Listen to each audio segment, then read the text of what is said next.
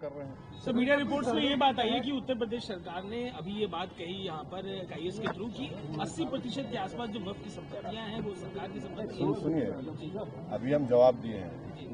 जितने भी वक्फ प्रॉपर्टीज उत्तर प्रदेश में है उसका गजीट नोटिफिकेशन किसने इशू किया? आपने तो इशू नहीं किया, हमने तो इशू नहीं किया, सरकार ने इशू किया। अब सरकार अब इशू कर रही है तो फिर वो बताए कैसा वो गलत हो रहा है। सरकार ही खुद इशू कर रही है और सरकार के इशू के ऊपर गजीट होता है। और उत्तर प्रदेश में 95% वक्फ प्रॉपर्टीज जो है वक्फ बाय यूजर है। अब ये जो बिल आया है, इस बिल में वक्फ बाय यूजर को आप निकालेंगे तो फिर उन प्रॉपर्टीज का स्टेटस क्या होगा बताइए। सर, ये आखिरी बैठक थी कहीं न कहीं। इंच की जमीन हम वापस लेंगे, इसका क्या आशय है? वो इंच की जमीन कहाँ है वो तो गजट नोटिफिकेशन सरकार का इशू है। उस गजट नोटिफिकेशन कैंसिल करेंगे क्या? वो कौन सा कहाँ पर है?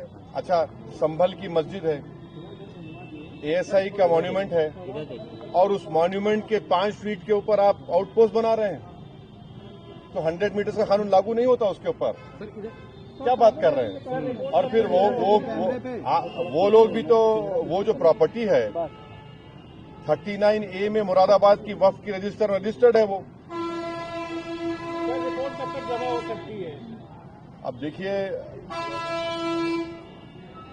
अब बजट सेशन के आखिरी दिन तक रेजोल्यूशन से पार्लियामेंट ने टाइम दिया है। अब हम तो हमारे चेयरमैन साहब से रिक्वेस्ट किए हैं कि आप इसको जल्दबाजी मत करिए, पूरा सुनने दीजिए। और हम कश्मीर के नुमाइंदों को नहीं सुने हैं, बड़े बड़े प्रदेश से गए हैं या वहाँ के लोग आए हैं, तो हम उम्मीद करते हैं कि जल्दबाजी में कोई फैसला सरकार और हमारे चेयरमैन साहब ना लें। हम तो हमसे रिक्वेस्ट उनसे करेंगे। तो 24 और 25 तारीख को इसको कंक्लूड कर देंगे, जो मेंबर्स उनकी रिपोर्ट है 31 को पेश भी कर देंगे। तो वक्त जो टाइम बाउंड देखिए वो 24-25 को मीटिंग है, मगर मैं प्रियम्प नहीं कर सकता क्या होगा बोलने के लिए। पिछली कुछ बैठकों में देखने को मिला था हिंसा हो गई थी, सांसद आपस उत्तराखंड में यूसीसी को लेकर उन्होंने ये इसको यूसीसी नहीं बोल सकते आप। Hindu marriage act, Hindu succession act को एक्सेप्शन दे रहे आप, ट्राइबल्स पे लागू नहीं होगा। कहाँ का यूनिफॉर्म सिविल कोड है ये? आप सिर्फ मुसलमानों को उनके मजहबी तरीके से शादी या डिवोर्स या फिर जायदाद का बंटवारा उसको रोक रहे हैं। तो कहाँ है यार? आप तो Hindu marriage act, Hindu succession act में तो लागू नहीं हो रहा। और ये झूठ बोल रहे हैं।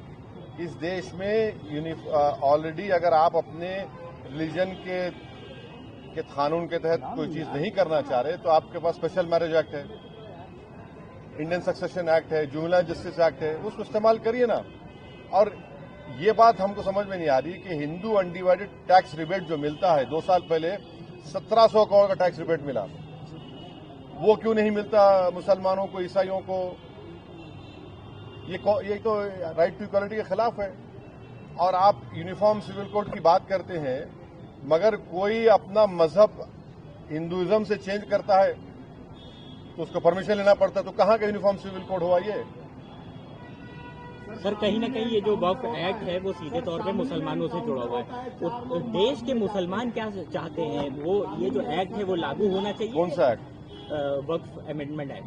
देखिए, जहां तक हम जानते हैं, मुसलमानों का एक बहुत बड़ा ऑर्गेनाइजेशन है, all India Muslim personal law board, जिसमें मुसलमानों के मुख्तलिफ मसलक और मुख्तलिफ ऑर्गेनाइजेशन, सोशल, रिलीजियस सब हैं। सब ने उसमें पर्सनल लॉ बोर्ड ने इसको रिजेक्ट किया है और सब ये कह रहे हैं कि 2013 का जो कानून है वो बेहतर है, जो प्रिंसिपल एक्ट है। आज आप कोई कानून ला रहे हैं तो वक्फ की जायदाद को बचाने के लिए नहीं, वक्फ की जायदाद को बर्बाद करने के लिए ला रहे हैं। आप बताइए कि वक्फ बोर्ड में नॉन मुस्लिम मेंबर कैसे होगा? उत्तर प्रदेश में काशी विश्वनाथ बोर्ड है, क्या कोई नॉन हिंदू मेंबर बन सकता है? नहीं बन सकता है। आप कह रहे हैं कि अगर कोई मुसलमान जो 5 साल तक इस्लाम फॉलो करेगा वही प्रॉपर्टी वक्फ को दे सकता है, माने फिर वो 5 साल तक किसी और धर्म के स्थान को दे सकता है प्रॉपर्टी, मगर मुसलमान को, मस्जिद को या दरगाह को नहीं दे सकता। तीसरा आप कह रहे हैं कि कलेक्टर को हम पावर देंगे। कलेक्टर कैसे पावर देगा? वो तो प्रिंसिपल्स ऑफ नेचुरल जस्टिस के खिलाफ है। कलेक्टर तो गवर्नमेंट का अपॉइंटी होता है। हाँ। चौथा आप कह रहे हैं कि वक्फ बा यूजर खत्म कर देंगे। वक्फ बा यूजर तो अगर खत्म होगा तो फिर उत्तर प्रदेश में 95% वक्फ प्रॉपर्टीज वक्फ बा यूजर, उसका क्या होगा? तो सर ये सुन तो लीजिए। फिर आप कह रहे हैं कि कोई भी जाकर कलेक्टर को कंप्लेन कर दे कि भाई ये फुला मस्जिद नहीं है, तो कलेक्टर जैसा उसमें इंक्वायरी ऑर्डर करेंगे, जब तक इंक्वायरी कंप्लीट नहीं होती वो मस्जिद नहीं रहेगी। इस बिल में प्रोविजन है, लिमिटेशन एक्ट हिंदू धर्म के ऊपर अप्लाई नहीं होता, ना सिख के धर्म ना ईसाइयों पर होता है। आप सिर्फ मुस्लिम जायदादों पर लिमिटेशन एक्ट को अप्लाई कर रहे हैं। तो ये वक्फ प्रॉपर्टीज को बचाने के लिए कहां लाया जा रहा है बताइए हमको। ये तो अच्छा 7% वक्फ फंड देना पड़ता है, उसको 5% कर दिया। तो ऑल इन ऑल ये वक्फ को बर्बाद करने के लिए, वक्फ की जायदादों को लूटने के लिए इस तरह का मोदी सरकार